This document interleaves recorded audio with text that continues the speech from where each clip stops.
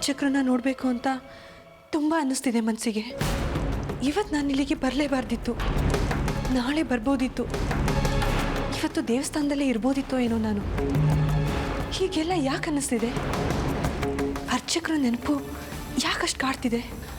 ಅವ್ರಿಗೇನಾದರೂ ಅಪಾಯ ಆಗಿದೆಯಾ? ಅರ್ಚಕರೇನಾದರೂ ತೊಂದರೆಯಲ್ಲಿದ್ದಾರಾ?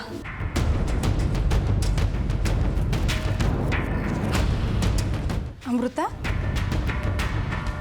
ಅಮೃತ, ಏನು ಯೋಚನೆ ಮಾಡ್ತಾ ಇದೆಯಾ? ಏನೂ ಇಲ್ಲ.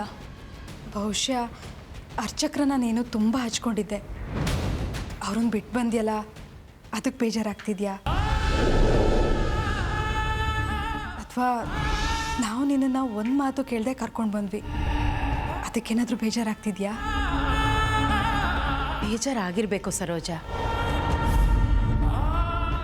ಇದ್ದ ಜಾಗನ ಬಿಟ್ಟು ಬರಬೇಕು ಅಂದರೆ ಯಾರಿಗೇ ಆಗಲಿ ಬೇಜಾರಾಗೇ ಆಗಿರುತ್ತೆ. ಅದರಲ್ಲೂ ನಮ್ಮ ಅರ್ಚಕರು ಅಂದರೆ ತುಂಬ ಇಷ್ಟ ಆಗುವಂಥ ಮನುಷ್ಯ, ಒಳ್ಳೆ ಮನುಷ್ಯ ಕೂಡ. ಅಂಥವ್ರನ್ನ ಬಿಟ್ಟು ಬರಬೇಕು ಅಂದರೆ ಬೇಜಾರಾಗೇ ಆಗಿರುತ್ತೆ. ನಿಂಗೆ ಹೋಗಬೇಕು ಅನ್ಸಿದ್ರೆ ಹೋಗೋ, ಅಲ್ಲೇ ಅರ್ಚಕರ ಜೊತೆ ಇದ್ಬಿಡು.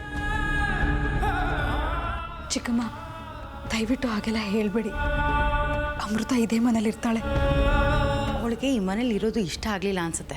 ಅವಳ ಮುಖ ಲಕ್ಷಣ ನೋಡ್ದೇ ಗೊತ್ತಾಗುತ್ತೆ. ನಿಂಗೆ ಇಷ್ಟ ಆಗಲಿಲ್ಲ ಅಲ್ವಾ?